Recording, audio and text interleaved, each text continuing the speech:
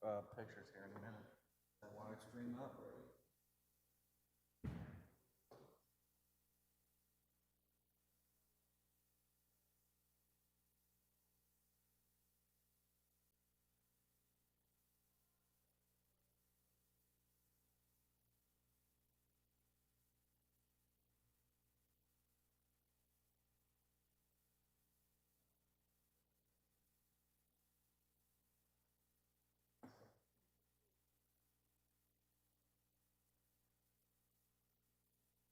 Test, test, test, test. Yep. Yep. Test, test, test, test. Can you hear me?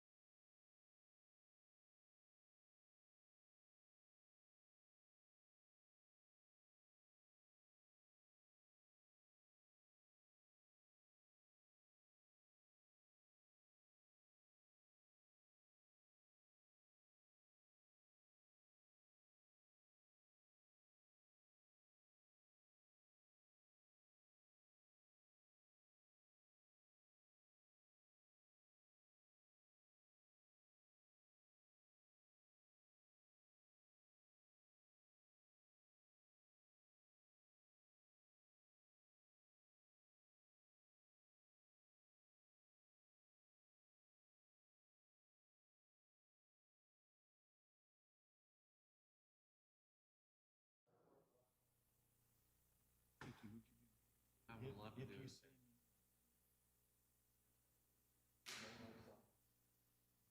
I'll get on the microphone.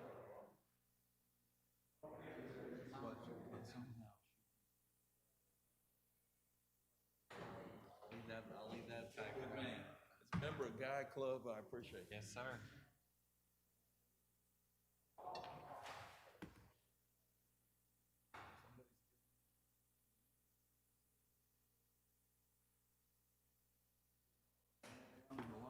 Man, we are.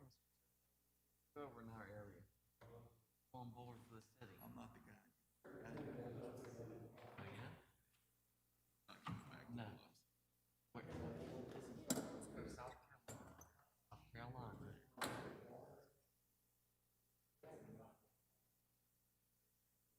Eighth grade, so that was. Seems like yesterday. Wait, you're my age. Yeah, I think it was 2 days ago. Got into that stuff way out front. That's when the internet was. No telling what the boy saw or heard. We don't even know what they thought that was called. Out of sight, out of mind. That's exactly right.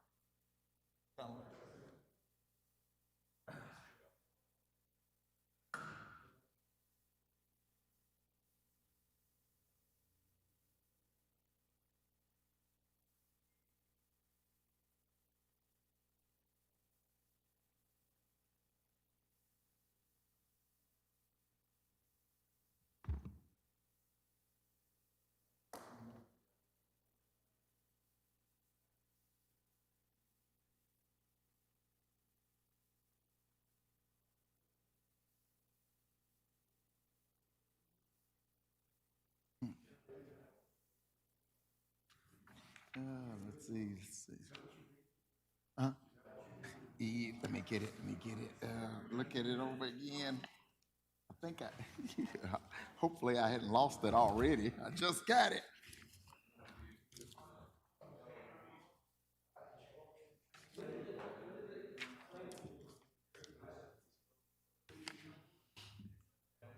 What did I just? I got too much stuff.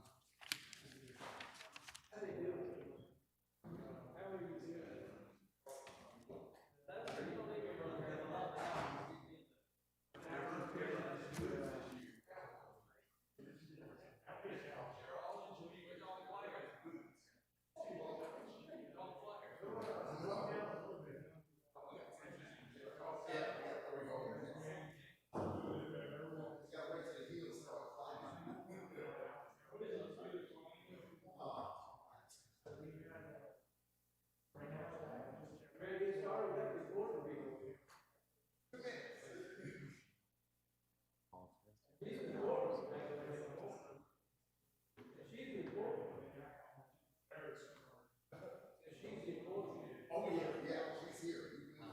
You're waiting on Bear. Bear and Joe. I just turned off.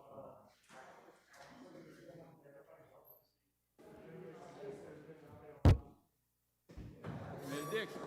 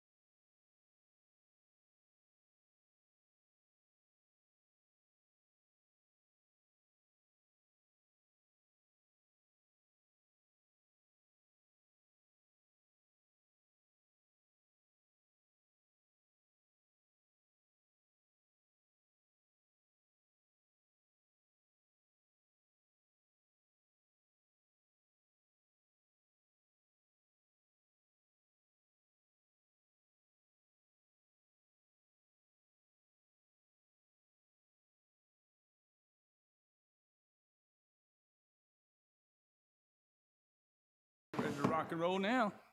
All right, we want to welcome everyone to regularly called City 2020 at 1:30 p.m. We'll start with a presentation agenda and the mayor's report. You got the- Oh, I'm sorry. I'm sorry. I have to, do we have a motion to suspend the rules to amend the agenda? I'll move. I'll second. All right, all in favor? Lucy, can you read the changes? To our policy agenda, we're substituting item 4B, ordinance pertaining to cemeteries.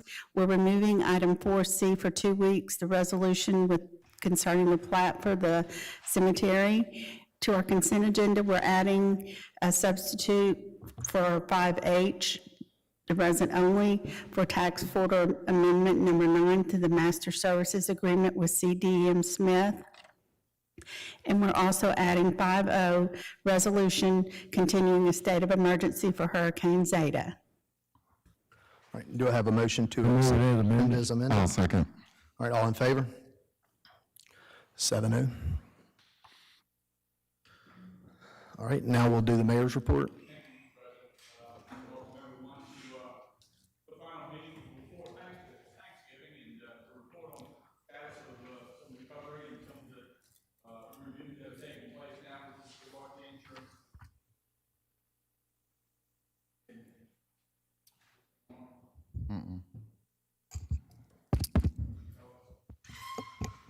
That one on?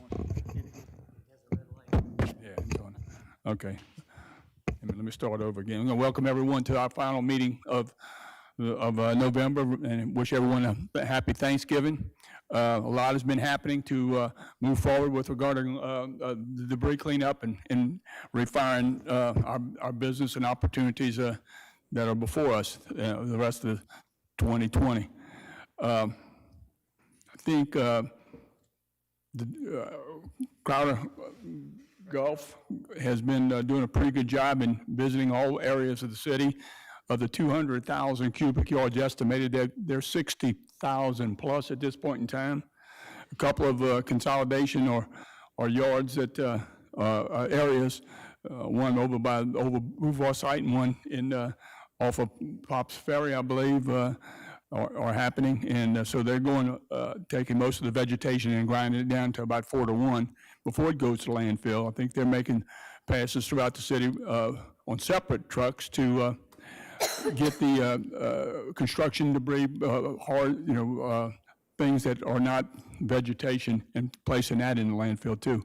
So those things are moving along. Of the buildings we've got reviews from both our insurance folks as well as FEMA and MEMA in process. So we're trying to get the final figures as we plug forward, and there's some cash flow consideration on what we'll pay for and how long it will take for reimbursement. But we're, this is not the first occasion of this sort of thing, but it's, again, we dodged 4 bullets, but we just had our number on us this time, and we'll get through this one. So that's about where we are with regard to the operations and trying to recover from Zeta. And we're thinking of those folks that had a Category 5, I think last night in Nicaragua. I guess that's where it was, or wound up. But anyway, hopefully that season is done for us, but knock on wood. That's about it as far as my report, but I'd like to ask Jonathan Juba to come up and give us a report on the marathon. Jonathan? Thank you, Mayor. And thank you, everybody. If y'all don't remember me, it's my 5th time to come and speak to you guys and ladies, and I appreciate it. This is our 5th year of the Mississippi Gulf Coast Marathon, and as everybody in the room understands, it's been an interesting year. Also, because of Zeta, I'm in town to try to work out a new finish line. The ballpark has suffered a lot of damage, and so we're trying to figure out exactly what to do so we can finish the race right outside of MGM Park. So we have some course adjustments and things to do, but we're gonna do that.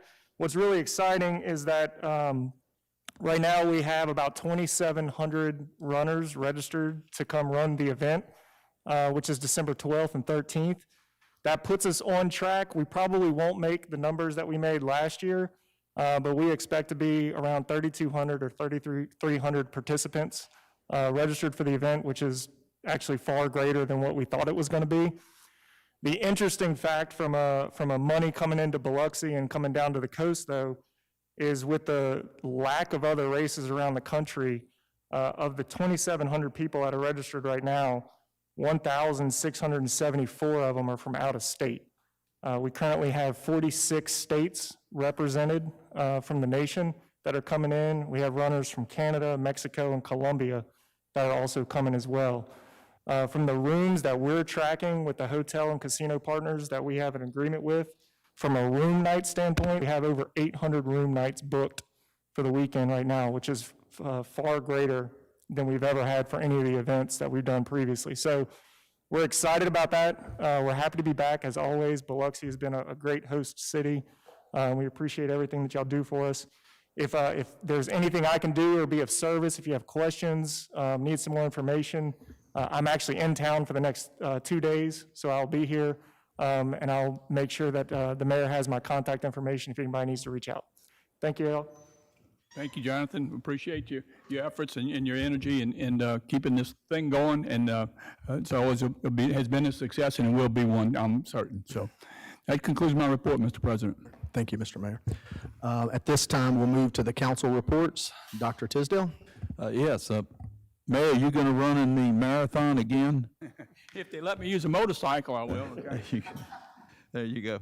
Just with this debris hauling and pickup and everything, just in looking ahead, because we'll have more of these storms, unfortunately, and I suspect the administration is already working on some of these things, but I have some recommendations. One would be a procedure established so that the debris pickup and the traffic signal replacement or repair progress can be tracked and communicated to the public online through the website or B-mails. I think Vincent is passing on what information he has. Just because those are the two questions that I'm sure we're all asked most frequently. When's this traffic signal going to be replaced, and when are they coming to pick up the stuff in front of my house? That the debris removal be coordinated, if at all possible, may not be possible, between the contracted debris hauler, and I'm thinking Pelican Waste, because I know they're passing by piles and this one stops to pick up this one stops to pick up that. There are bagged leaves and yard waste, that kind of stuff that's left. So I think in looking at it and making a decision who's going to pick up what, sometimes things are not left thinking the other person will get it or the other company will get it. Sorting debris, I think, helps, and I know originally we were told just get things to the curb, but I've noticed just in picking it up, they got fence parts from me, which is great, but everything else is still there, just like with most folks, and I know they'll get to me when they get to me. I know they'll get to me, I just don't know when. The other thing I would suggest is just, I don't know if the city has a drone or a video drone, but I'm thinking just the video footage from that in neighborhoods would allow folks, I think, to see the difference as these haulers and Pelican Waste come by and pick up all that stuff. But and could be used, I guess, by other departments, maybe the police department or engineering for other things than storms. And last thing, as you noted, Mayor, next week is Thanksgiving. We don't have a council meeting next week, so happy Thanksgiving to everybody. That concludes my report. Thank you. Thank you. Ms. Newman? No report. Mr. Lawrence? Yeah, we had a few problems last week and dealt with Mike Leonard and the mayor, and we opened up the commercial harbor. Those people had no place to park, so I think they signed the waiver. So a lot of those are ice boats. They work short trips and everything, so it's all allowed to come back in. It made about 25 or 30 little businesses happy, so that worked out great. The other thing, we had a problem with the CPU museum with no air conditioning. Somehow or another, Mike figured out the right guy to come in and do it, and they got a lot of the air conditioning working. I don't know about all of them. Maybe you give us an update on that, Mike, on what happened after they stood up some of the units in it. I was on the call with the contractor later, a little earlier this morning. They're finished their mitigation effort, which is getting 8 of the 15 units stood up and working. The other ones have various issues that they can't get working, but those 8 is enough, given the weather we have right now, to keep the museum relatively at, stable temperature and such that the exhibits won't be messed up. They're going to return, we just issued a second PO. The first PO, by the way, including the crane, was only about $7,000 for a day's work with a little army of little ants crawling all over the roof there. They've recommended we do some additional mitigation involving the electronics that will allow most of the other units to get going, and they're going to come back. They've been already issued another PO to come back on the 30th. The total of all of that work is about $18,000. We won't have to do anything more than that for now. A lot will depend on the insurance and whether the insurance adjusters allow us to replace those units or whether we can just do repairs and so forth. So, but they're up and running now. And I mean, the story of the day at this point in a storm recovery is mitigation. Mitigation is those actions taken either for life safety reasons or to make sure that the damage doesn't get any worse. So that's really what we're up to. For example, in your harbor that you just talked about, we got virtually all of the boats back, but not all the piers are open because we can't get to some of them because they're just too dangerous. So we've got them barricaded off, and we've got a contractor give us an estimate. We probably won't execute that for now and wait for a while, because I think if we can operate with the slips that we have, that's enough to get us for now. So that's 2 success stories anyway in terms of mitigation. It made the people, it made them happy, but the city, stepped up and helped them, just like helping any small business, so they really appreciated that. The other thing, you two say the $100,000, those Joe Moran pictures, they can't take the heat. And there's 2 of them right there worth $100,000 each, was donated to the museum. So without the air conditioning, them things can't make it. They have to be taken out there. So that worked out fine. It was only a couple of days. So that worked out good. So you saved 2 the original Joe Moran's painting. And that's pretty awesome. That's some huge ones hanging on the walls. And last thing, like today they come down my street, they picked up all the trees out of the pile. So they got somebody else picking up the leaves and that. They picked up the big limbs and stuff like that, but they left like the leaves. So they have somebody else following them.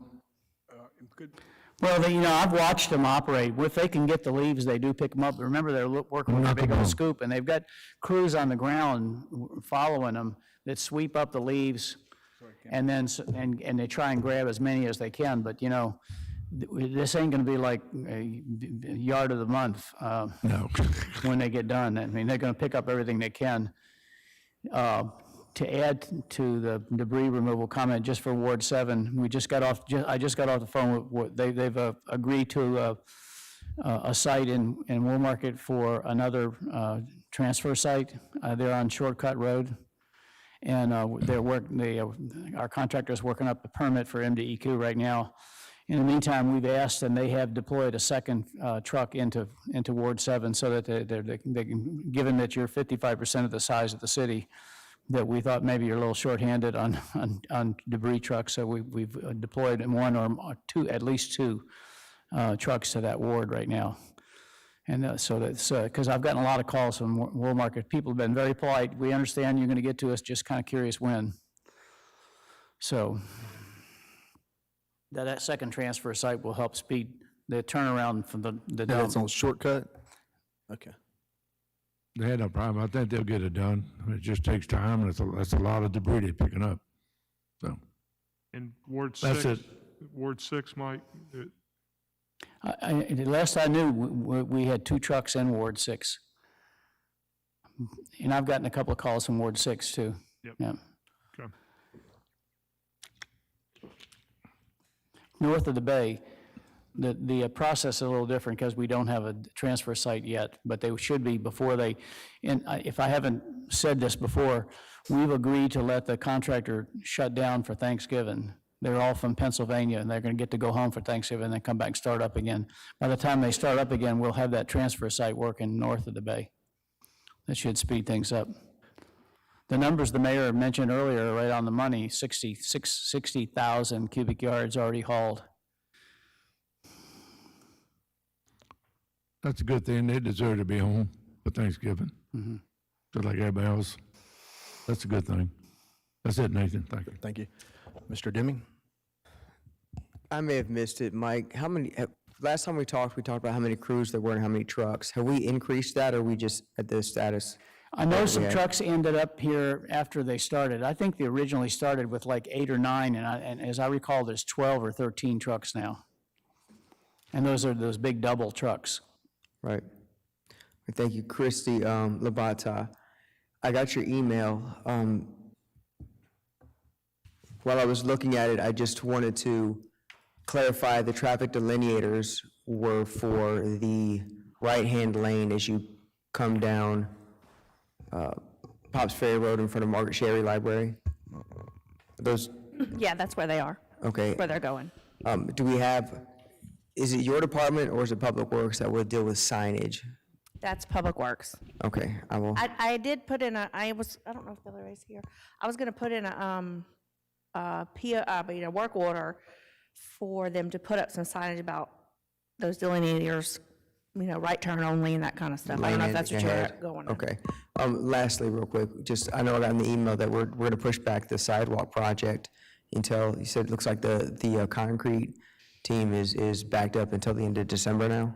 Yes, that is correct. Okay, well, I know. No, And look- unfortunately, it's backed up on all of his projects. We have some other ones other ones that the mayor wants done that are being pushed back too. So we're trying to get everything done at once, and he's been impacted by all these storms as well, so. well, thank you. Coming and going. That's all I have. Mr. Glavin? Thank you, Mr. President. I'd like to thank Jonathan for that report for the marathon. It's a great event. We're seeing those room numbers that you talked about into the hotels and certainly some of the complimentary in-kind that you requested to ensure that it's a great event. We got many events traditionally that, as I mentioned in our last meeting, it's good to see this one and get some visitors here, and hopefully we can continue that and fight the hurricane and the other things that we're fighting to make sure that they're as successful as they can be. I just want to follow up on a couple other things too. Director Levitard, are you still here? Yeah, I see you in the back. Just want to follow up. In one of the previous meetings, you reported that there was some damage in Watersview and that we were going to try to reopen to see if the county could revisit helping us clear the ditches that are flowing. The county has agreed to help. They requested that Public Works, if the Public Works supply the labor, that they would haul all the material off.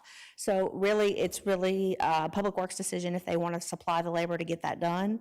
Okay. We've got the permit in place. It's kind of between Public Works and the county. Gotcha. this Well, point. listen, I want to express my appreciation for getting that permit. That was not an easy thing to get. Yeah, thank you. And when we get those types of permits in place, we should kind of try to follow through with all our resources if we can Absolutely. to clear those ditches. I'm trying to give an update to the neighborhood over there on that side on what the status is, and I told them that we're continuing to discuss it, but it was going to be revisited with the county. Okay, thank All you. right, thank you. Thank you for that. And I know we're chasing a lot of the debris removal, but I want to thank everyone, including the council, for, we passed a resolution giving 6 months relief on the debris repairs. I see a lot of people, at least in my ward, getting their roofs repaired and making fence repairs, and they've expressed a lot of gratitude to waiving some of those, the burden of some of those additional expenses to allow them to get some of those repairs done quickly. And with that, that'll conclude my report, Mr. President. Thank you. Mr. Guines? Thank you, Mr. President. Real quick, again, thank you guys for the report on the debris removal. I would like to just ask that relay a message to them to be careful because there are kids out there And I think there may have been an incident with one of them brushing up against some of the youth that are out there. So just remind them to be careful. Also wanted to ask about who's in charge of the cemetery? Cemetery, Cemetery okay. falls under Public Works if you're talking about maintenance of the cemetery. Maintenance, yes. There's a 9-man crew that works there Okay. every day. Yeah, I've received quite a few calls about cleaning it up after the storm, so. We're working on the live people, and we'll get to the dead ones later. Yeah, we'll get the dead trees out. In jest, Councilman, as you know. We've got a lot of big trees down there, and they're on the list. Community Development has got POs cut on all the trees that we need to get down, and the tree contractors are just so damn busy right now. They'll get to them, but their POs have been issued. Okay, and my thing was to just bring attention to it, so that we can get it cleaned up, because, you know, after a storm, a natural disaster, the natural instinct is for people to go see their loved ones for whatever reason, so just wanted to mention. That concludes my report, and happy Thanksgiving to everyone. Thank you, Mr. Gons. I just have a couple of things. Christie, on Wool Market Road, I'm getting a lot of calls, and I know that we have the detour set up going through Larkin subdivision. Do you know how long that we're, a time frame, approximate, just so I can let them know? I don't know off the top of my head, but I'll find out for you. Okay, if you can, just one of the schools are one reason, because they're having to alter their bus routes. Yeah. And they said that's lengthening their bus routes like 20 minutes or so, and so they're just wanting to know, so they can let parents know as well I'll on find that. out for you. Okay, and then the only other thing that I have is a reminder, December 12th, we'll be having the Wool Market Christmas Parade, 1 o'clock lineup, 2 o'clock, the parade will start, and of course, we're eliminating the social event at the end and implementing some social distancing guidelines for that, so we'd like everyone to participate in that. It's the end of our council report. At this time, we'll move to the public agenda. Citizens comment section. Total allotted time will be 45 minutes, 3 minutes per person. Whenever you come to the front, if you will, please state your name and sign in on the sheet at the table. Do I have anyone on my left side of the room that wants to make comments? Yes, sir. David Wheeler, 185 Main Street, Biloxi. Here on item 4D on your agenda, requesting vacation of the swale easements on various lots in Elsie Place subdivision. Those easements are just paper easements. They're on the plat. Nothing's ever been done on the ground. My client is in the process of purchasing that property to expand the apartment complexes to the west. And this will just go along with that. We've already collapsed all of the, I think, 25 lots into 2 lots, basically, so that it can all be one complex. And we have some conditional use application to approve that going to the Planning Commission. That'll also be coming up to y'all probably in maybe later December, maybe the last meeting of the year, to get that approved so we can get working on it. All right, will you, if you'll stay around for when that comes up, just in case anyone has any questions. Sure. That item, thank you. Anyone else on the left side of the room? Anyone on my right side of the room? Anyone in the back? All right, if no one else, that closes our public agenda. At this time, we'll move to the policy agenda. Ordinance to amend the LDO specifically pertaining to short-term rental and timeshare uses. Right. This was previously moved by Tisdale and Lawrence. Yes, my only comments would be that we had, Your time's up. 3 seconds is up. you're drawing everybody's attention to my outstanding comment, right? That's going to occur. Is that the 2-minute warning? Okay. You may recall we had some discussion on whether the conditional use would be prohibited in RM 20 and 30. We had a lot of discussion and a vote on that. So that's really no longer part of this matter, as was noted in the resolution. I have no comments that I haven't made previously. I mean, I can live with what's down here. And we only have, Mr. Creed, we only have one timeshare condo. Is that Chateau LeGrand? Okay, thank you. That's all, thank you. Mr. Lawrence? What did he actually do different? This guy's been before about 10 times. What's the new rule now? What game we doing now?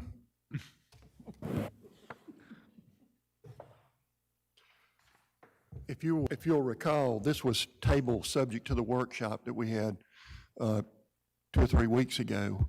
And so all that's happening now is that ordinance, as it was written, is being brought back to the city council to vote on it. Now, I guess the highlights that are in here would be that we've separated the definition of short-term rental and timeshare. In the previous ordinance, they were kind of combined together, but we've taken the definitions that come out of the American Planning Association definition and put them in there separately so that there's no question about which is which. The other change to the ordinance would be that this would not allow any existing apartment complexes to convert over to short-term rental. Now, short-term rental would still be allowed in RM20 and RM30 as a conditional use if someone comes in and their proposal is to design it to meet hotel regulations, then they could build it from the ground up, but they would not be allowed to convert an existing apartment complex over to short-term rental. And then, of course, the last change that stands out is that previously we had in there that short-term rental shall provide proof that sales tax records to the Department of Revenue have been submitted and that a guest register has been maintained. That's being changed to the short-term rental operators shall provide proof that sales tax records have been submitted to the Department of Revenue showing the city as a short-term rental location, or that such taxes have been collected by a third party. So we've tried to clarify a lot of the language based on the workshop that we had so that we are still able to obtain some level of proof that the taxes have been paid without it being solely from the Department of Revenue, that they can provide proof that the taxes are being paid through a third-party agency. So they don't have to prove or give a list of what they paid. They just have to prove that it's being paid. That's correct, yeah. So he's building a hotel that's not a hotel? So he has to follow no rules the hotel has to follow. Well, if they come to Nobody us, working there, have to, nobody be there 24 hours, 7. I mean, this is the same thing this guy been doing for the last year. And the people in this area don't want this. Yeah. So all these little things you change ain't helped anything. But they're gonna have 40 short-term rentals is what he's gonna have in one building. okay. And that's not what we're looking for. Oh. He wants to build a hotel, build a hotel. I mean, they can tell you the rules and regulations. Kenny can tell you what you gotta follow to do that. You have to have staff, you have to have people changing there. Somebody gotta be there 24/7. And this guy don't have to do anything, but he has a hotel. I mean, this is still, to me, it's got any better. This is, you made a little bit maneuver, but it hadn't really approved anything. So the same deal again. He building a hotel, that's not a hotel.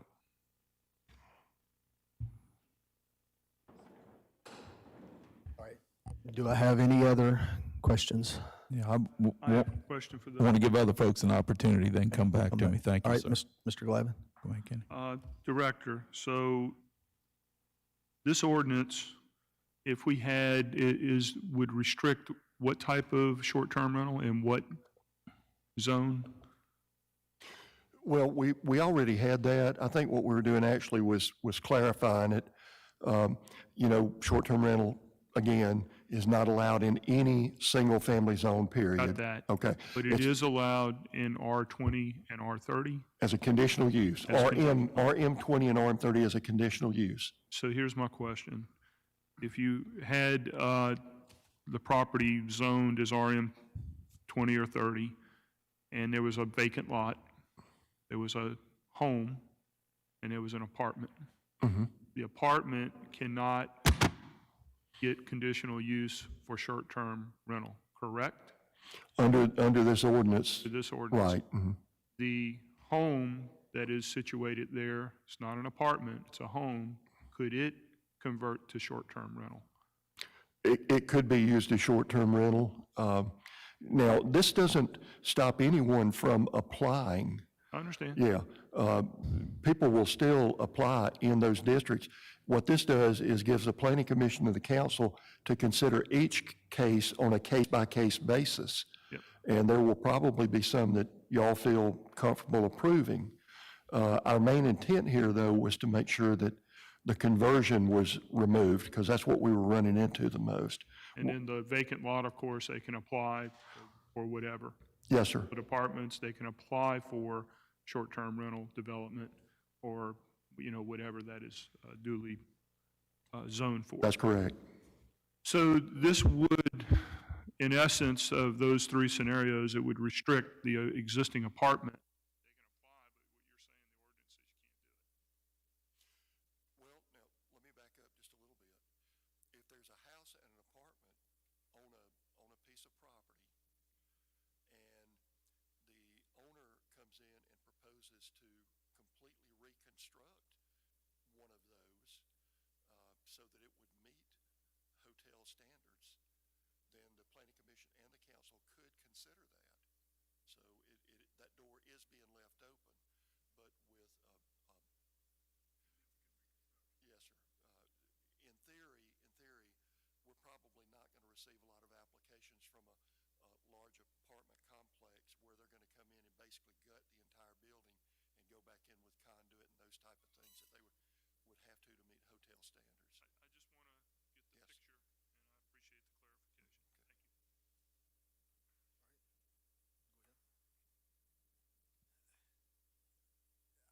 I may be misunderstanding. The apartment complex and the home that are on the same zoned area, the apartment complex cannot convert to short-term. Can individual units? In an apartment complex? Yeah. They can request it, but if this ordinance is passed, it would prohibit that. Okay. And again, we're doing this for. Well, let's not parse the words and say they can request it. If it's banned, if it's got a complete ban, I don't care if they can request it. I can request that the sky be painted red. Yes. It's impossible to do, so it's irrelevant to discuss. But we're creating standards for a multi-unit facility that single units don't have to abide by. For example, the home. It doesn't have to be built with hotel standards, and it doesn't require someone to be on site. And I don't know that there's an actual law that requires a hotel to have somebody on site. Of course, it's good business, and you should. But where we're creating standards differently for different groups of people in different places. And Well, from a life safety standpoint, there are differences to consider, and I'm talking about from a building code, fire code standpoint. If you're converting a single-family house to a short-term rental, you're very near to the door to get outside into what's called a public way.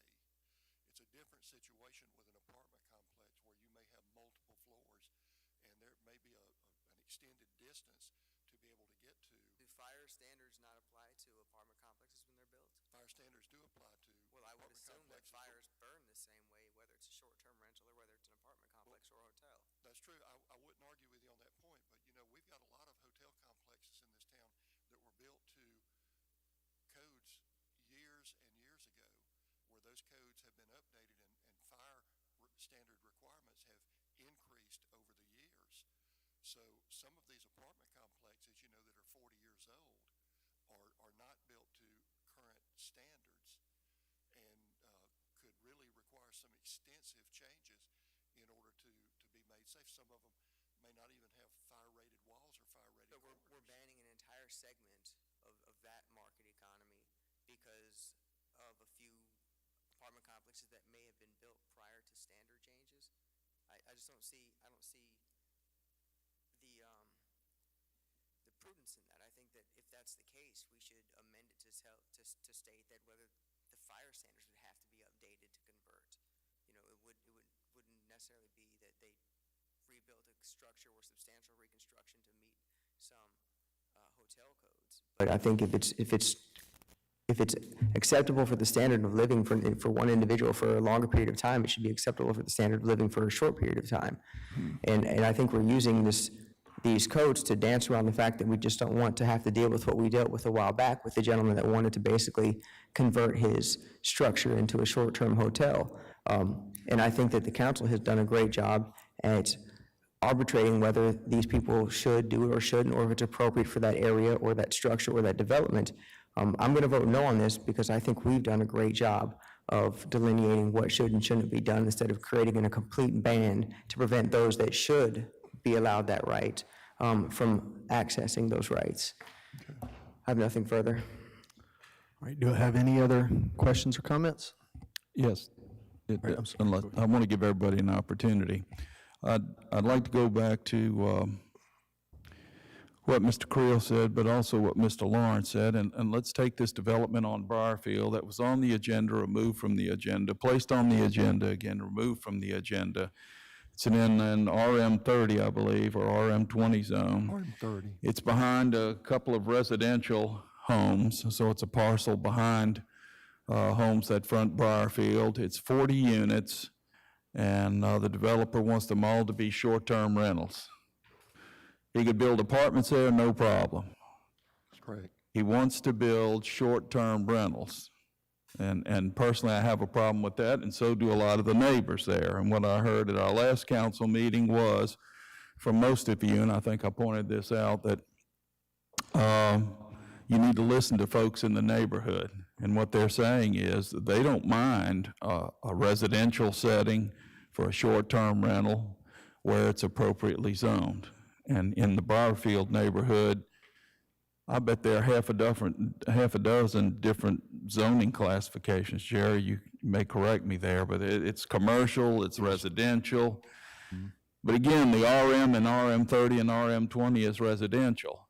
And the fact that, as Mr. Lawrence said, and I think Mr. Creel would agree to, that when you build 40 short-term rentals or 48 short-term rentals in a complex, basically it's a hotel with none of the amenities, none of the, I guess, supervision. There's nobody required to live on site that manages those apartments. And the fact that there are very few folks, if any, that I've heard from in that neighborhood that want a cluster, if you will, or a complex of short-term rentals, particularly 40 of them. But I appreciate you pointing out that you could build a new complex for short-term rentals if the council approved it as a conditional use. But you couldn't convert an existing apartment complex in terms of a room here or a room there, which we have done on occasion, and it bothers me because it's going to be hard not to appear arbitrary and capricious once you've approved a unit within an apartment complex. I don't know how you justify approving some and not approving others. I think it's the camel's nose in the tent kind of thing. But that concludes my comment. Thank you. Okay. I have a couple of things. Number one, can you tell me the difference in A agriculture and AR agricultural? I'm sorry? A agriculture and AR agriculture. Okay. A agricultural is the standard agricultural zoning district. We came up with the AR actually for flood purposes. It's called agricultural restricted. And what it is, it acknowledges the fact that there are some agricultural properties out there that are not necessarily buildable properties. If you'll look at our map, you'll see that some of the islands that are in the bay are zoned AR. And because we changed that zoning designation on those islands to AR, we were able to get credit points through the National Flood Insurance Program that helped our rating. So it just limits what you can do on there, on a piece of AR property. Okay, so basically AR is non-buildable, non-livable, right? It's not entirely not buildable. It limits what you can put on it. It's very limited in what you can put there. Okay, the reason I ask is I've gotten a lot of calls, especially in my ward, of people who may have 100 acres on the river. And they might not have, and it's zoned agricultural, and in no way does that piece of property affect anyone around them, and they have a desire to do short-term rentals on that property. And so I would like to see the agriculture move to conditional use, because there are some areas that make sense on the river for agricultural zone properties, not all of them. And so not a right by you, a right, but as conditional use, where if they do want to do that, we could review that case by case, and, if they wanted to bring that forward. So I'll make a motion to move this from not permitted to conditional use, on the A zoning. On the A zoning. I would like to make a motion to, Make a motion to amend it. make a motion to amend, the, Language of the. amend the language of the item to you move agricultural to, may be authorized as conditional uses. Is that both of them, Nathan, A and Well, I AR? mean, if there's that's why I ask, if there are, AR, if it's completely not usable, then there's no reason to move it to that. But if there are maybe possibly some circumstances that you could build on an AR, I would like to move that there as well and review that case by case. And now, if it's going to affect the surrounding area, but a lot of these are very, very large tracts of land that doesn't affect anyone around them, as far as neighbors and stuff go, if they were to do short-term rentals. So, I would take that advice from you. Are there? Yes, we have had a number of people that live on the river especially, that have very large lots and a large single-family house there where they're a distance away from their neighbors. And they've actually wondered why it's prohibited there, when if they have somebody there, the neighbors can't even see their house or notice whether there are people are coming and going. And we actually had that discussion while this was going through Planning Commission about some of those larger lots. Once you get away from the water, short-term rental is not really an issue. But on the river and in some of those areas. All the people who have contacted me have lived on the river and have large tracts of land, and, in Ward 7, so, all right, I'd like a suggestion. I think you ought to table this and find that out for sure, what you want to do with the agriculture in the AR. Because like you said, you need to find that out. You need to go look at the land yourself. That's your ward. You're the only person who's got the 40-acre property, so we don't have that down here. So you need to find out for sure what you want to do with that. Well, if we put it as conditional use, it can be, so, my question is this, AR, are there any properties that could possibly be, short-term rentals could be on those? In theory, there shouldn't be any AR where it has a structure on it. Most of the property that we picked for AR was marshland. Okay, Yeah, so we'll that's just what we leave do. AR in where it's at, and I'll change my motion to just move the agricultural to conditional use. Yes. Okay, so amend it after we vote on the resolution?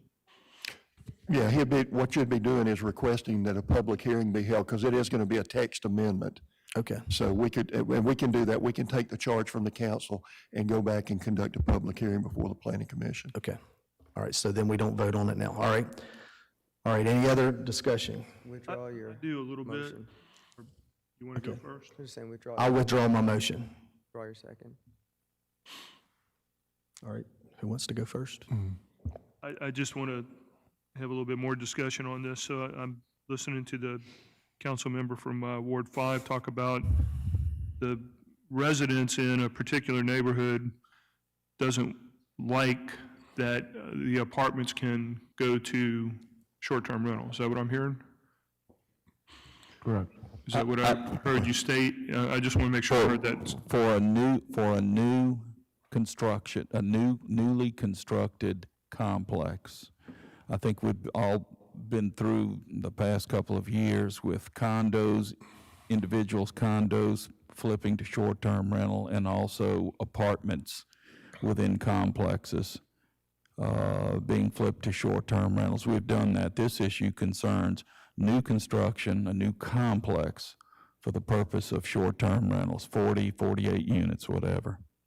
I understand that what we're talking today is about an ordinance that prohibits an existing apartment from Convert. applying, or they can apply, but this would prohibit them from moving ahead. And you mentioned there was residents in a particular neighborhood that didn't want that, right? They didn't want that to happen in the existing, or they didn't want short-term rentals.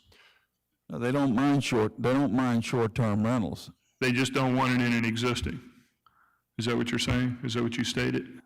Just want to understand. Okay. No, the issue right now is there's a vacant lot, and a developer wants to build 48 short-term rentals.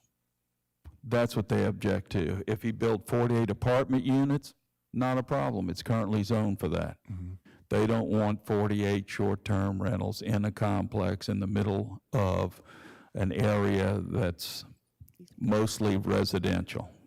Okay, so on those individual basis, we would hear the outcry from those residents when we're reviewing that as a council to determine, should we approve and move on with this, or should we deny it based on the outcry and the existing single-family homes in that area? And this is off the agenda. It's been on the agenda, off the agenda twice. I don't know if it'll ever be placed back on the agenda. It may never come up, but if it does, I'm sure you'll hear from those residents. Okay, but today we're not doing that. We're not hearing a conditional use. We're actually taking an ordinance that applies to the entire city, broadly to the entire city, not looking at an individual neighborhood today. So I do have some pause on my vote for this today, based on, it being broadly used and not applying the conditional use application test to an applicant that is applying for this, and we should apply it as such based on other information and factors. That's all I have. Thank you. Nothing else? All right, anyone else? But if this is adopted today, it would permit new construction of a short-term rental complex in an RM 2030 zone anywhere in the city, if the council approved that as a conditional use. That's correct. And remember too, that if it comes to us and the intent is, and I'm speaking for our department and the fire department, if it comes to us as an apartment complex with the intent of being built for short-term rental, we're going to review those plans like we would for a hotel, because in essence, it is a hotel. And some of these requests that we're getting are essentially, to use your term, dancing around trying to build build a hotel under the guise of an apartment complex. And we can't do that. For life safety purposes, we would have to make sure that they meet the stringent requirements of a hotel if that's what it's going to be used for. One question, Jerry. If this is passed, so the guy with the 40 units can come by and apply for that? So that's what he's going to do. I mean, that's all the purpose we're doing. Well, his case has not been heard yet. His case is still out there pending. He had it removed from the council agenda for the 48 units. Now, like I told you before, he's got some other things he's got to work out as far as the land goes, as far as ingress and egress into the land. But to answer your question, if this passes, since he's building new units, he could come in and apply for conditional use to build these new units, and we're going to review the plans as a hotel. But he could continue to do that because it's new. All this is affecting is any existing apartment complexes out there that are trying to convert. If they're trying to convert over to being used for a hotel or short-term rental, then that's what this ordinance change would affect. Well, that's what, so I don't understand why we give anybody the option of something we really don't want. That does no good for the city. None. We can't collect the short-term rental we're doing right now. They're gonna have a guy with 40 units. I mean, that's what's gonna happen when you pass this. So what we're doing is hurting ourselves again. Hotel, motel, they can't do that. They gotta abide by the law, they gotta turn everything in it. I mean, he deals in that business. There's no getting around that. This guy here, you have no shot of collecting 40 units from this guy's short-term rentals. I mean, why should we dig a hole and jump in it? And that's what we're doing with this thing. So is your position that we should allow people to convert from existing apartments over to short-term rental? Short-term rental is the thought that people in their homes, renting out their homes, period. Now y'all making it into hotels, motels, and everything else, and that's not what the purpose of the original short-term rental stuff. You're creating a problem yourself by saying, oh yeah, everybody can do it now. You take four duplexes, turn them short-term rental. That was never the purpose of short-term rental. People was renting their houses out on the beaches, and that's how it started. But once you open that door, and that's what happened now, you know, created a lot of problems. And every week, every other week, we spend an hour and a half on short-term rentals. There's a lot of business in the city we have to deal with. And the short-term rentals don't gain anything for the city of Biloxi. So the more we do this, it makes everything worse for us, harder to collect, and just creates problems for you. You're gonna have to hire 2 or 3 people running short-term rentals. And it's more expensive. I mean, that's what it's gonna come to. We're gonna spend half our time running down short-term rental people. So now I'm not for anything that's gonna help anybody build 20 units, 30 units, and say, they're not a hotel, but it's all short-term rental. That is not the right thing for the city of Biloxi. I have a quick question, and then I think Dr. Tisdale and Mr. Deming has something. So the reason that this language is like it is we're trying to prevent current apartments or new construction from converting, basically the new construction to building an apartment to cut the corners and then saying, hey, I want to change this to short-term rental. Is that what I'm understanding? Right. Okay, so if someone wanted to, could we not, instead of just saying, no, you can't take your apartment and do it and change it to a short-term rental, could we not say, okay, yeah, conditional use, but you have to make these modifications to your apartment to fit into the laws so that, you know, they can't cut the corners and say, hey, I didn't have to do this, this, and this, you know, so they... And that's what we would do. Let me tell you, if somebody comes to us and makes an application, I can't refuse an application. If I can't just tell them, no, we can't accept that application. When they come in, if there's a venue for it, if there's a provision for it, I would have to accept that application. Now, when it goes to DRC, yes, we're going to tell them that if your intent is to do this and you're willing to gut that building and to bring it up to meet all of the standards that we would require for a hotel, then we can take it to the planning commission, we can take it to the city council, and then they can make the decision on it. But if we pass this, does it prevent that?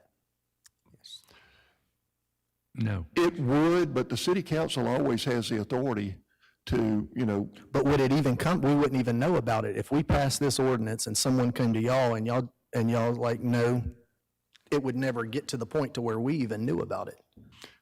A person can always file an appeal. If I turn something down in the office, then they can always file an appeal to go to the Zoning Board of Adjustments and Appeals and then come to the city council. So they still have another venue for getting it before y'all if they disagree with whatever we decide. All right, that's all I have. Dr. Tisdale? Okay.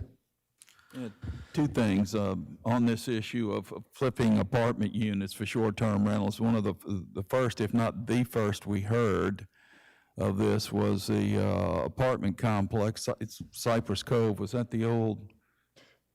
What's the name of the? No, Cypress Cove. But before that, it was Saxony Apartments. Yes, I'm sorry. I mean, this is exactly what we had. We had short-term rentals that were operating off the grid. You had the owner of those apartments renting to some people, flipping them to short-term rentals for other folks. You remember we had the residents here and all that stuff. I mean, that's what we're trying to get away from. Leaving that behind. Next thing, did I hear when we were talking about agriculture and agricultural restricted zones, did I hear that there was going to be a public hearing? The recommendation for a text change to allow short-term rental on agriculturally zoned properties as a conditional use. Okay, so you're looking to have you'll schedule a public hearing on that? We'll get that set up. I like the fact in here, and I appreciate the matter that it prohibits converting any established apartment complex. So I can vote to support this because if we approve it today, then that puts an end to that. it still bothers me that at this moment, you could have a developer come in and build a short-term rental complex. That still bothers me. But if it's going to be a conditional use, then it will come to the council for that matter for approval. Thank you. That concludes my comments. All right, Mr. Deming. Director Creel, what exactly are the standards, when you say build to the standards that we require for a hotel, what exactly differentiates between hotel standards and apartments standards? Remember, with an apartment complex. I won't remember anything, just, if you just, just tell me what they are. Okay, we've mentioned it before, but that's okay. With an apartment complex, there's an assumption that because people are living there for a long period of time, they're more familiar with the exits, they're more familiar with the ways to get out of the building. There are certain ratings for the walls on the inside. Now, both are required to be sprinklered, both an apartment complex and a hotel. Yes, and also the exit lighting is required for hotels to help people get out of there quicker. The assumption with a hotel is that you've got people that come down here that are staying there for a night or two or a week, and they're not familiar with those exit passages and those kind of things. So what these provisions are put in there for, to help get them out of the building quicker. Now, the other part of it too also is that it's much more expensive with a hotel because a hotel is considered a commercial operation.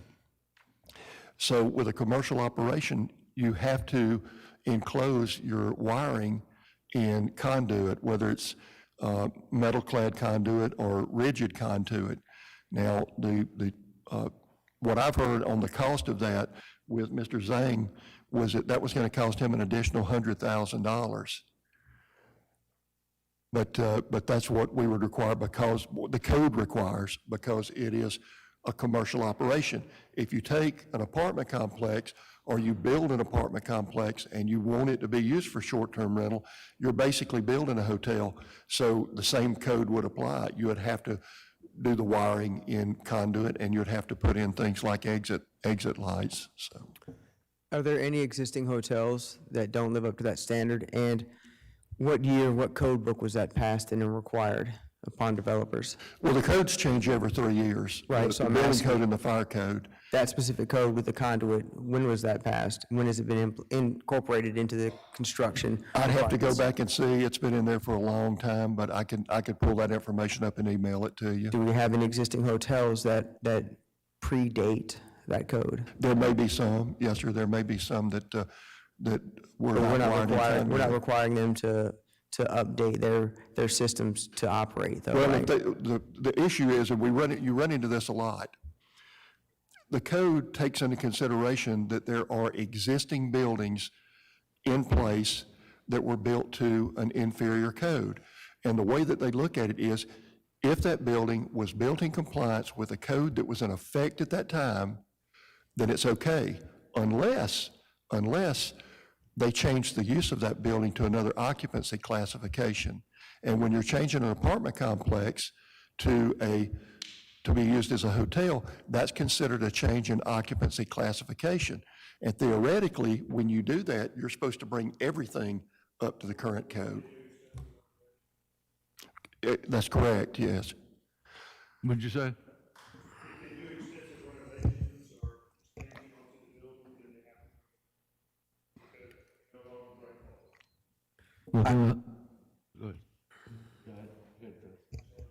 If you have something to add to that one line of thought, feel free.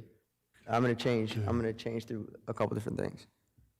Can a hotel turn into an apartment complex? If the zoning's correct, and it usually is, I mean, they could, but you're thinking of it in reverse. The hotel is probably built to a much higher building and fire standard than the apartments.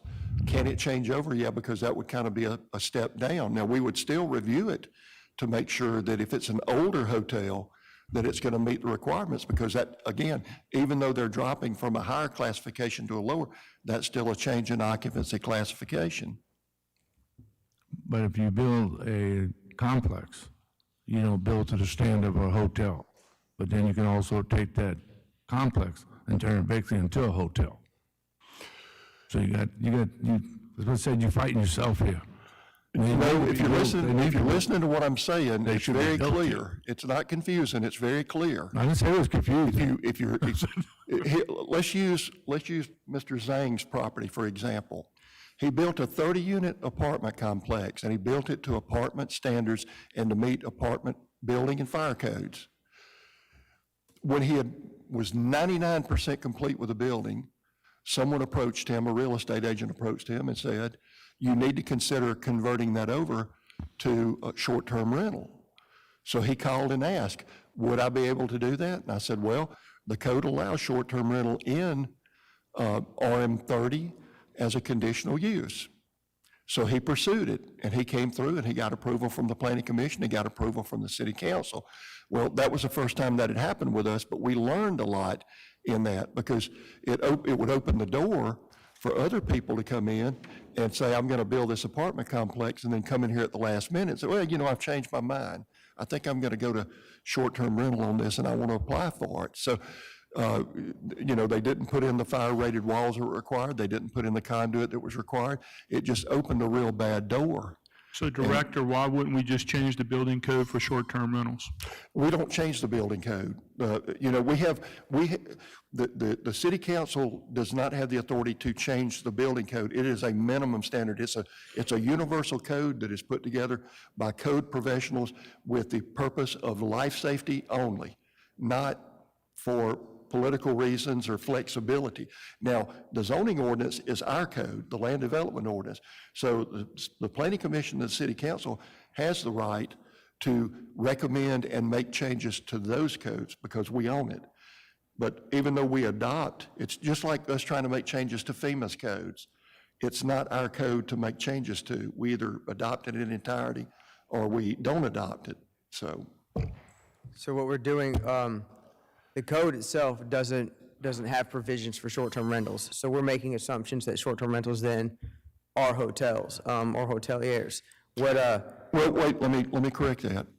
The building code and the fire code look at it in terms of occupancy classification. And what the fire chief and I have to do is to look at whatever the application is and to classify it as one of those occupancy classifications. Well, then, let me clarify what I was saying then. You're making the assumption that a short-term rental is more closely classified to a hotel, and you're attempting to adopt those standards.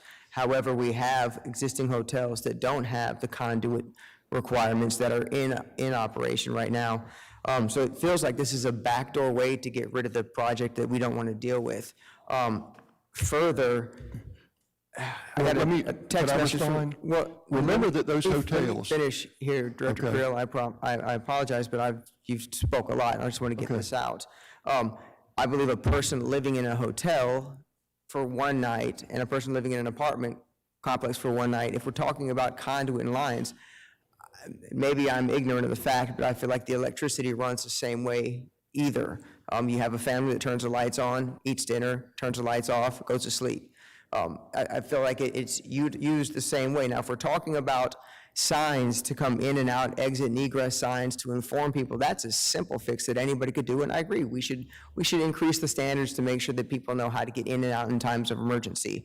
Do I agree that I think that there's a higher likelihood of times of emergency because of conduit piping due to one classification of a person being in a room versus another classification of person being in a room?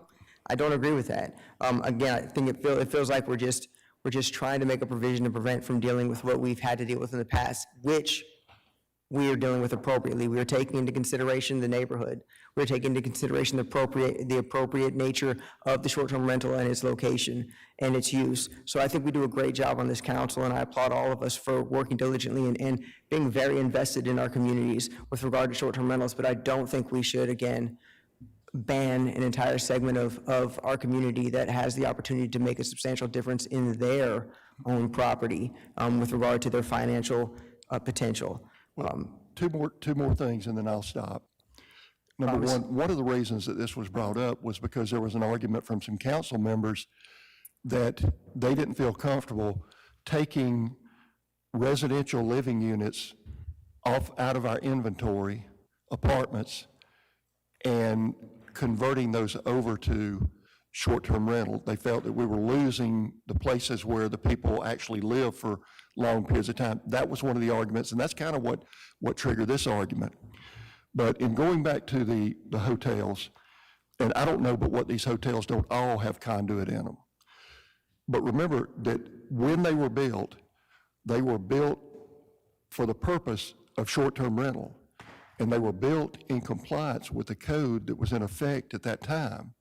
So those are grandfathered in. Now, if someone comes in now with a new application, they're going to be held to the higher standard. So with that, I'll stop talking.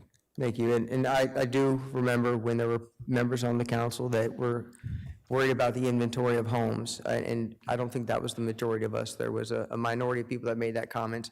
And look, we appreciate all the work you've done, Mr. Wheeler and the rest of the members on the Planning Commission and the DRC. I just think you and I may have a difference of opinion on how we should move forward, and hopefully the council will agree with me. That's all I have.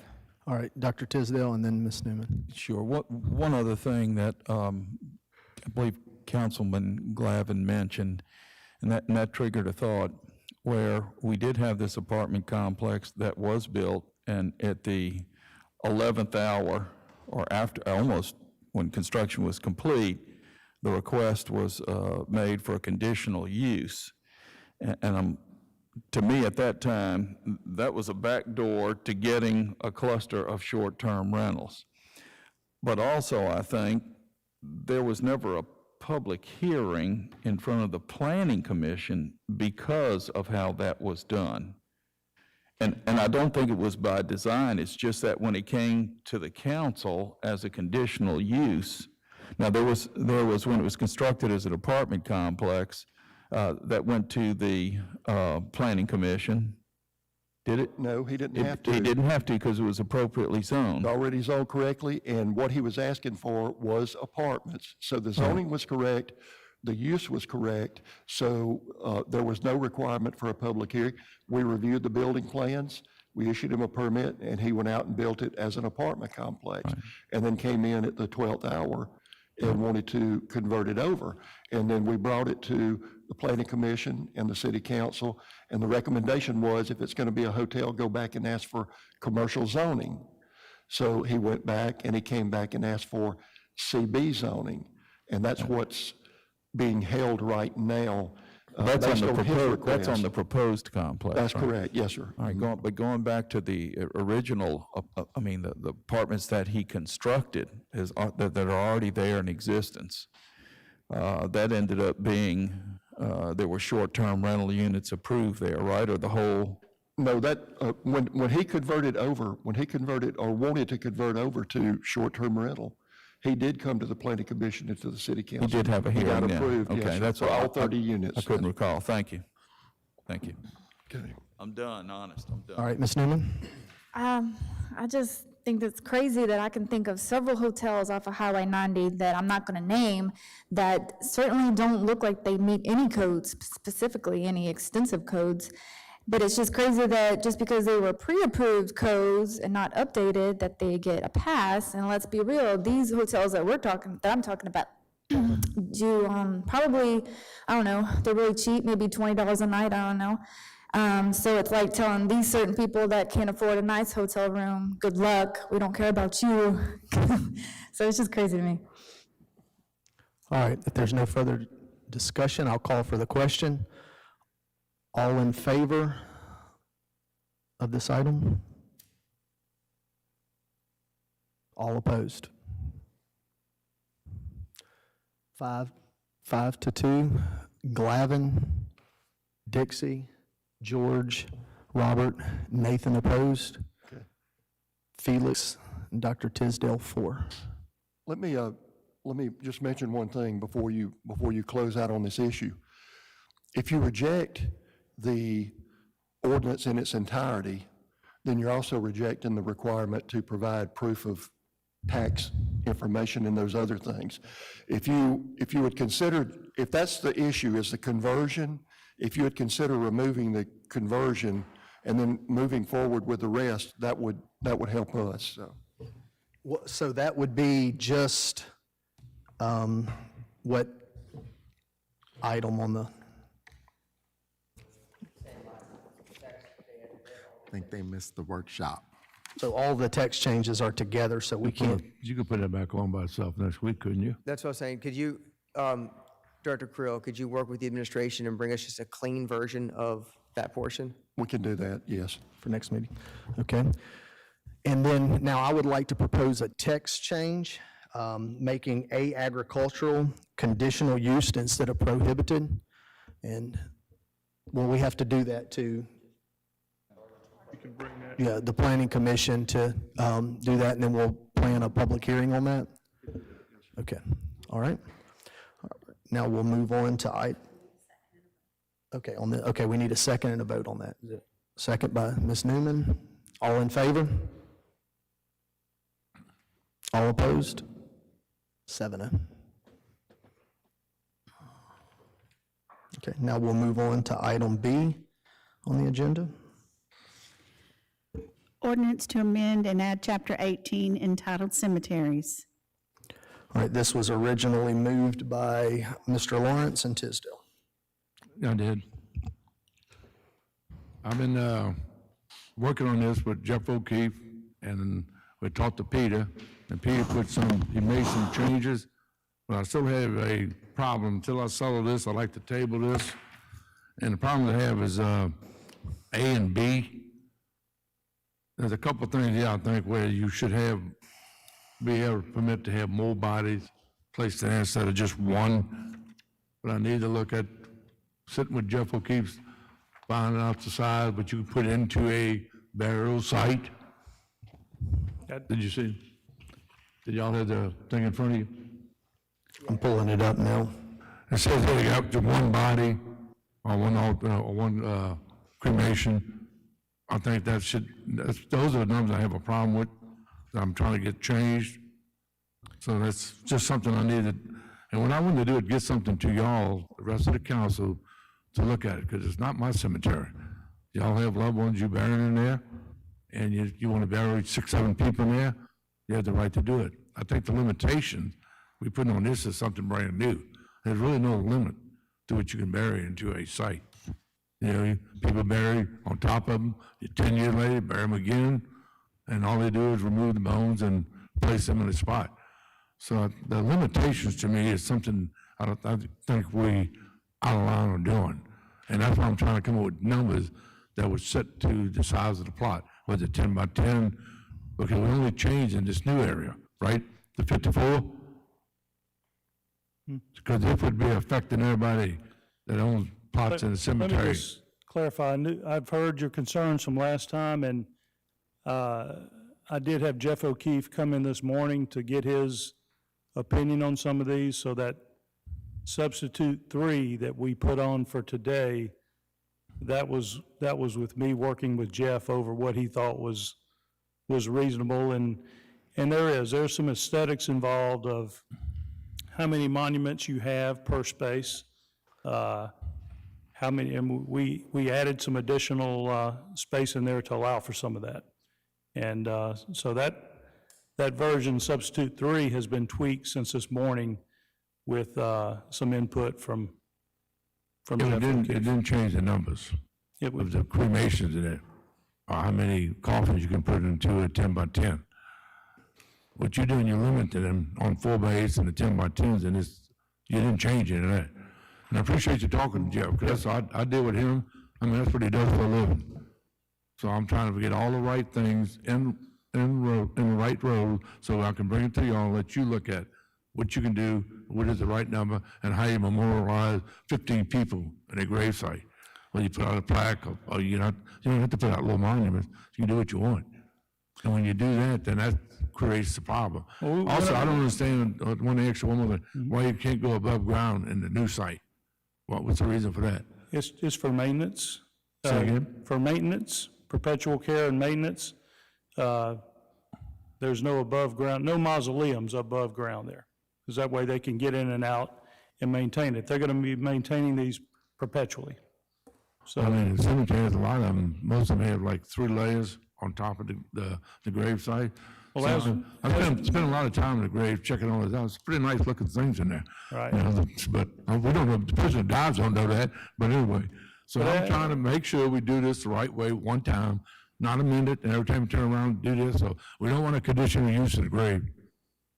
Okay?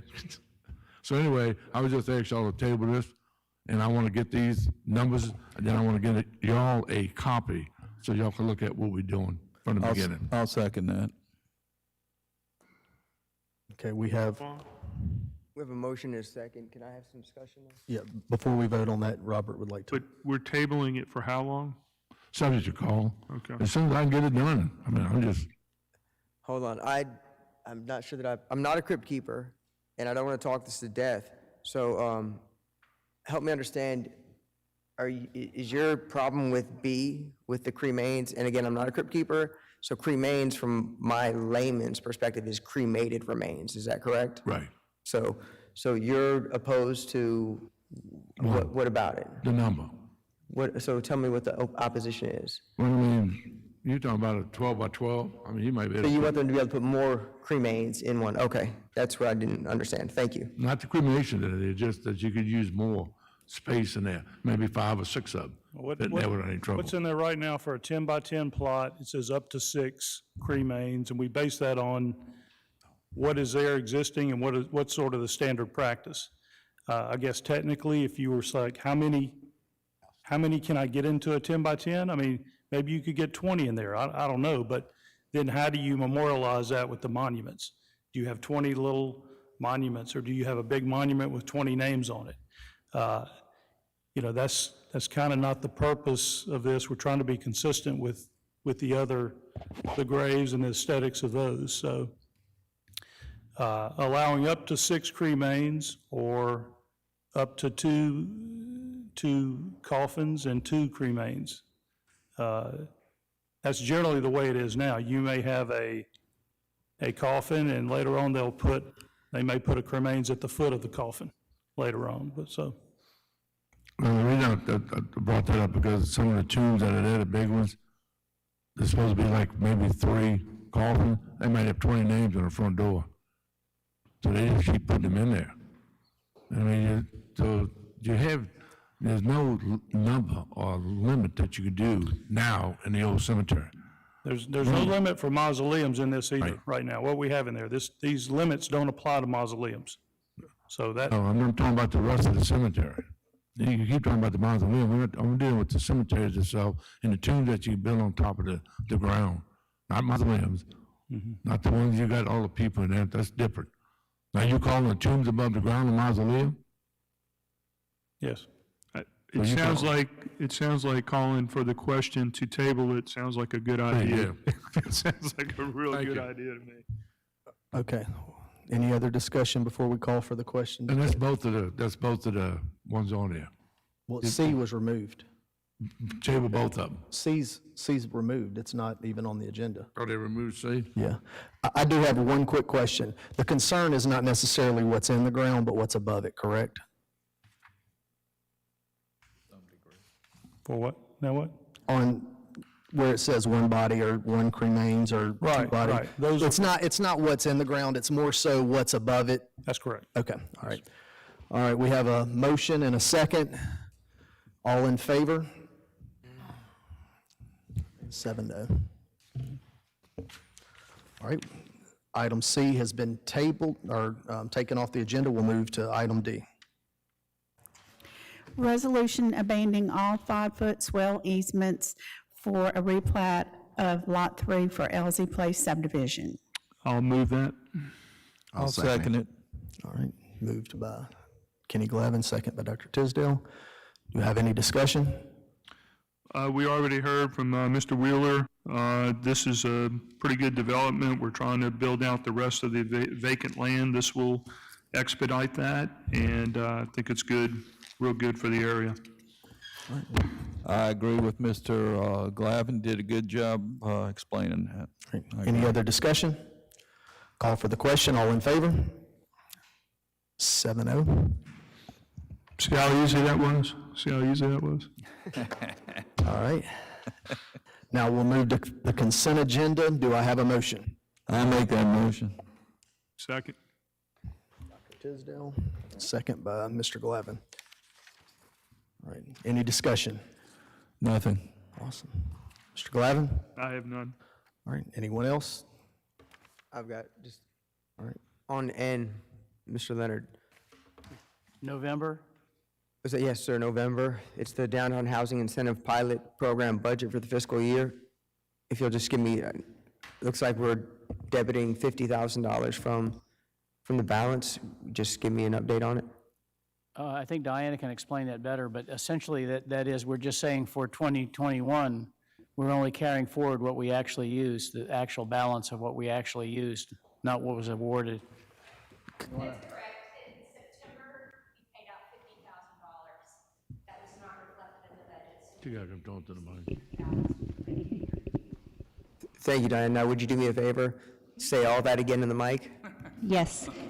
In September of fiscal year 2020, we paid out $50,000 as part of the downtown economic development, and it was not reflected when we did the budget because it occurred after, so we had to correct 2021 to reflect the correct amount. Thank you. I have nothing further. All right. Second question on you, how much money you have in the new budget for this? We only carried over what was, correct me if I'm wrong, Peter, but we only carried over what we hadn't spent from original $500,000.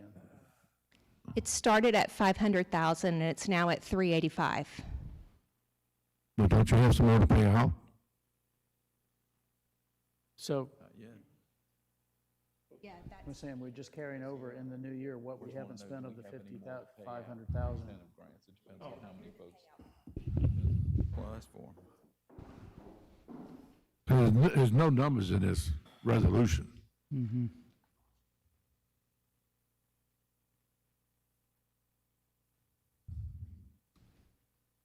Let me report that back to you in 2 weeks.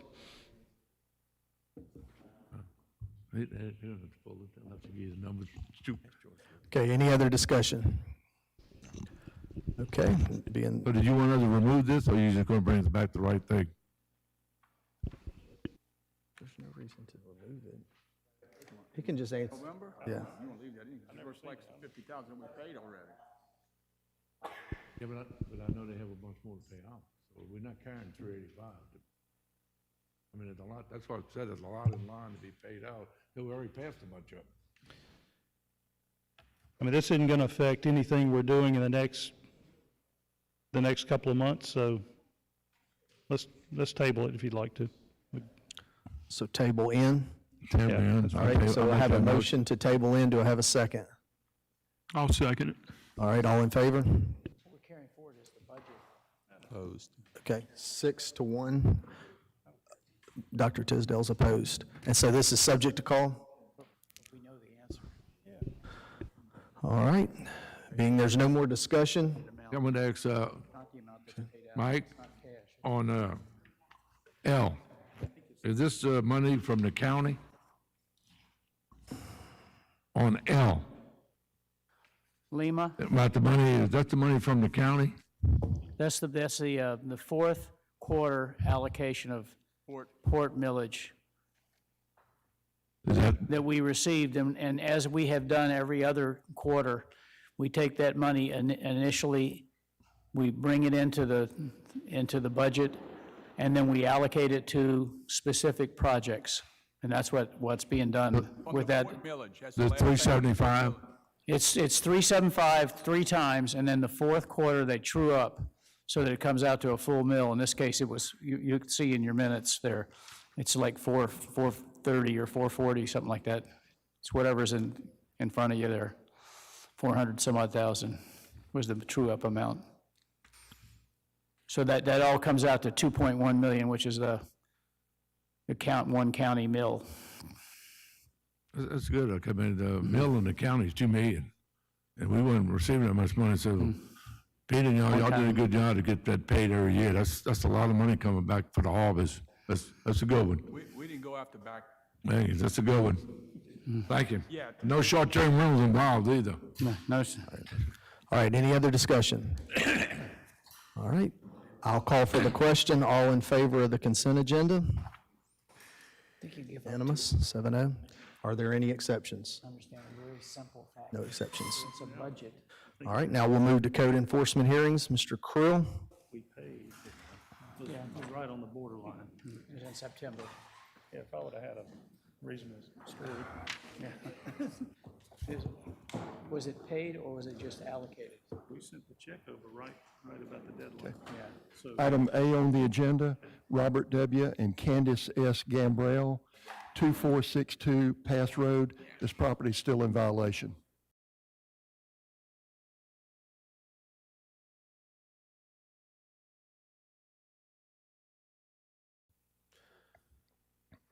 All right, being there's no one here, case closed.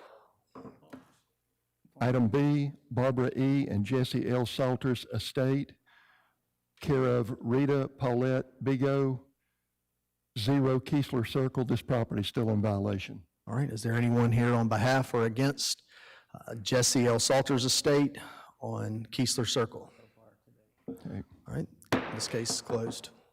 Item C, Barbara E. and Jesse L. Salters Estate, Rita Paulette Bigo, 0 Keesler Circle, still in violation. All right, anyone here on behalf of Barbara and Jesse Salters Estate on 0 Keesler Circle? All right, no one here, case closed. Item D, Barbara E. and Jesse L. Salters Estate, Rita Paulette Bigo, 0 Keesler Circle. This property is still in violation. All right, anyone present on behalf or against Barbara and Jesse Salters Estate on 0 Keesler Circle? Being there's no one, this case is closed. Gary, just out of here, are all these Keesler Circle properties, are they completely undeveloped? Yes, and they're unbuildable lots too. If you've ever been down Irish Hill, and you're right there north of Keesler Circle, this is that property that's right there beside the road. The lots are not big enough to build a house on even if you wanted to. Oh, wow. I know we've had someone come in here and file an application to return their property to Wilderness or something like that. Are you familiar with what I'm talking about? Yes, we've done that a number of times with the state of Mississippi. We've been out having to clean up state properties, and we've asked them to transfer it over to us so that, we could at least start charging taxes to it. Typically, what they will do is if it's a property that's kind of a nothing property out on an alley or something like that, they will transfer it to us. But if it's a property in a valuable location, they won't. We could request this property from the estate, since it's not buildable anyway, and, the city could take over the maintenance on it. We're going to start that. You're going to see a lot of these resolutions coming forward as far as taking on a resolution from the council requesting the transfer of the property from the state to us. They're pretty good at ignoring things, but I think we've got the mechanism now to do that. All right. Well, correct me if I'm wrong. We've had private owners come to us and file a resolution to return their property to a natural state. I remember one coming and we kept charging them, and they said they're not going to build on it. It's surrounded by woods, and they just wanted to return it back to woods so they would no longer be assessed to this stuff. And we approved that. And I don't remember what the process was. And is that process applicable to where these properties are at, or are these properties too close to all of the developed plots around it? I'm sorry, I didn't hear the first part of your question. The first part was, I do recall us having a property owner, a private property owner, not state, come before us and request that we allow them to return their property, return it to a natural state. We've had people actually do that. Now, is that not appropriate for that location? It could be. This would make a nice little city park or something like that at the end of that street, especially since you can see it from Irish Hill. But now, traditionally, what has happened when we've been approached by somebody that wants to make the argument that, this is a natural habitat or something like that, in most cases, it's simply an attempt to keep from cleaning the property up. There are some legitimate requests that we've got for that, but most of them are just a way to get out of cleaning the property up. So, okay. Thank you. All right. Anything else? We'll now move to the routine agenda. Do I have an emotion? So moved. Second? Second, George. Dr. Tisdale first, George, all right. Any discussion? Yeah, Walt, what's the scoop this week? No change. What about dollars? Same? Did we get the 326,000?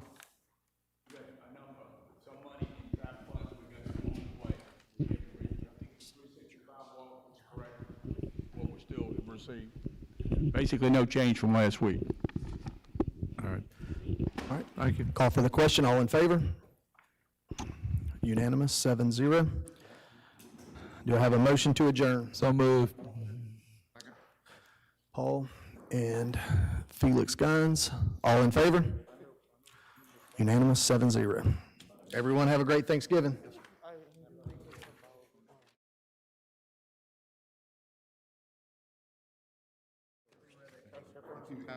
Thanks for keeping me in the loop. Whatever you do, don't make a move without my approval. All right, man. No, I had hair you're on the right and a track. hairline. No. This is heavily populated here.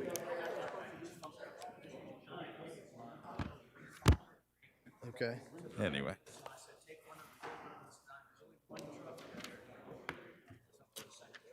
Okay. Okay. All right, thank you.